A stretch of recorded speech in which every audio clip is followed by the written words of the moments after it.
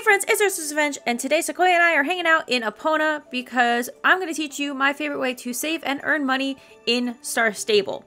So if you don't know, in Star Stable you can have a maximum shilling of 10,000, and after that, that's it. You have to buy something.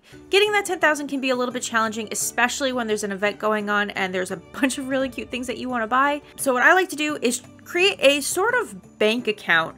In Star Stable, you can get maximum money, but there is pretty much no limit to the items that you can hold, either in your inventory or in your storage. So what I like to do is I like to go to Epona and I like to look for the fossils, specifically the orange fossils that are the interesting finds. Now, unlocking Epona is a quest in itself. You have to get a lot of main quests done. There's a lot of side quests that you have to do, but there are specific triggers to actually unlock how to get into Epona. They have luckily made it easier, only a couple of weeks ago at this point, but that's gonna have to be a video for another day. Ultimately, this video is a challenge just to see how much money I could earn in a week between earning shillings the normal way with quests and with fossils. I started out this week by depleting my shillings. I probably started with a couple hundred, and just by doing the daily quests that were at the Winter Village and a couple of the other ones, I maybe did Mary's animals a couple of times, but I never had a full party of 4 animals. I did do some story quests, which probably gave me about maybe 1,000 shillings, plus I think like the 200 I got from the Yule Tree this week. To sort of compensate for that, I didn't do the main things that I do every week to earn money, which are the championships and the other daily races you can do, and also finding all of Mary's animals. Because I've already collected all of the championship ribbons, any other championship ribbons I get, I just sell. That's actually another way that you could do this method. You could just collect all of your championship ribbons until you need to sell them. I have also done that, but I just haven't been doing the championships lately because of the winter event. Either way, I have collected all of my fossils for the entire week. I have 7 days worth of finds that accumulated to 7 tin soldiers, 7 Yojutsu badges, 9 antique medals, and 4 rotten book pages. Once you have the items that you want to turn in, you have to head to the house behind me. Walter Winterwell is the person that you are going to turn these items into, and he's going to give you other items that you can then sell. Also, to preface this, I've already collected everything that he can give us that is worth collecting, so I just sell everything else he gives me. Also to note, unfortunately not all of these items are 1 for 1. The antique medals and the pages are, but you have to have 2 tin soldiers and 2 Jujutsu badges each, which means that we are going to have 1 left over of each and we won't get the full number, but this is an average experience. Another thing to note, if you trade something in and it disappears from the list, you just have to wait for the item to fully enter your inventory by the little picture just kind of going into the little backpack over there. And then it'll show back up again. And now that we have all of our stuff traded in, let's head over to the Winter Village and see what we can buy. So let's take a look at exactly what we got. We did get a lot of these copper bracelets, these Roman bronze coins, and these garum bottles, which actually can sell for a ton. These are the ones that I usually get pretty excited to find. See, these 40 copper bracelets is 3,000, 40 bronze coins is 2,000, so that's a big chunk of what you're earning right there. All of the tack and clothing items also add up, with the tack ranging between, I think, 300 and 635, and the clothing being around 350. So for 7 days of collecting Epona fossils, we earned 12,052 Jorvik shillings. That's a lot. That's a lot for a week. Keep in mind, this is just what I got this week. This changes, it can fluctuate. You don't always get the same items. I might not get the coins next week. And also, I still had a leftover Yojutsu badge and tin soldier. If I had gotten an extra one of each of those instead of a medal or a page, I could have gotten even more. If you add on the other shillings that I earned this week by doing just stuff around Winter Village, some of the other dailies that I like to do, we earned a total of 20,787 shillings. That's literally enough for me to get the last 2 items that I wanted from Chilly Adventures Gear Shop. I don't know, 20,000 shillings for 1 week ain't bad. Anyways, that was pretty much the entirety of my experiment. I'm pretty glad with how much we earned this week. If you can remember to do it every day between events, it adds up a ton and you'll get everything you want in no time.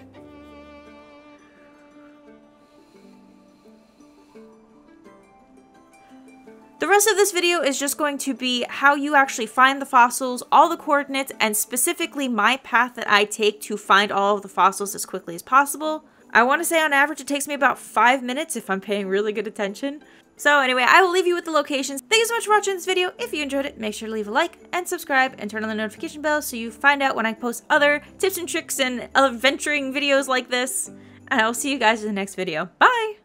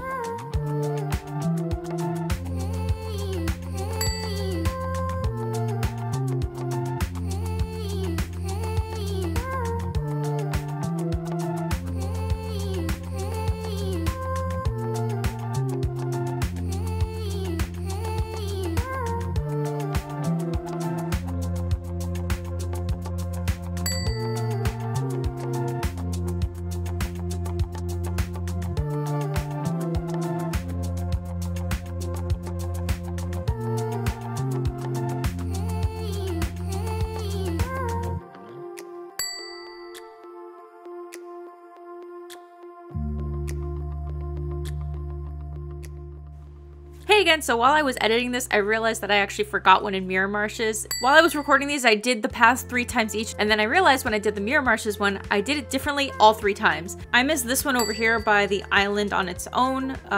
You could do this one after where I had the interesting find rock. You would just kind of cross the river and go over to this little island. I did not get it in the pathing, but it's there. Generally, Mirror Marshes is my least favorite area of the map with all the fossils. It's just very easy to get lost and it's really disorienting. So I would love to know if you have optimized a better path for this one, because I sure haven't.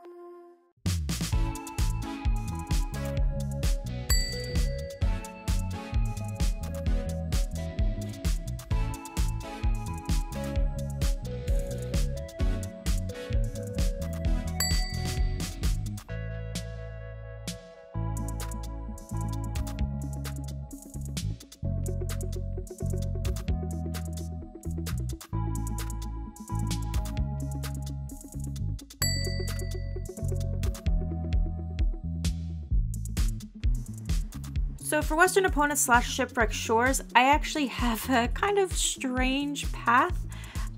So after you get those, I think 6 before the race, I actually go and do this race over here for 2 reasons. 1, you can see most of the rest of the fossils up along the path of the race, and 2, Crescent Moon Village is really hard to get reputation for. This is the only race to do it, and it's one of the only reputations I have left to complete in this game that are completable.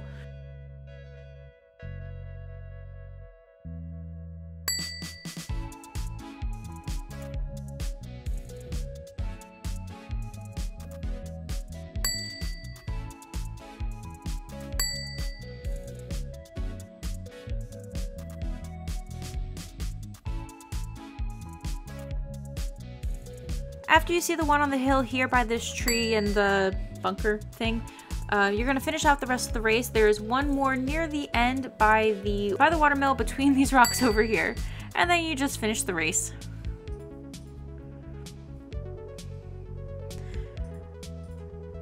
After the race, you're just going to follow the path that you took on the race to go and check your fossils to see if any of them were actually your interesting finds. If not, well, you completed the race and now you know where it's not.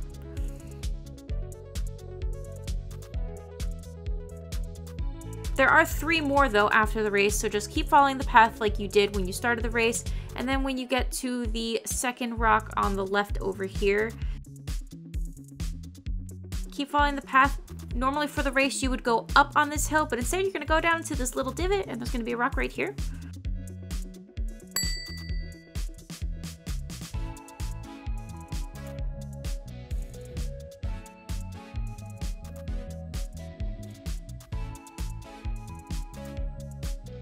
Then 2 more, one by the tree and one by the fire pit.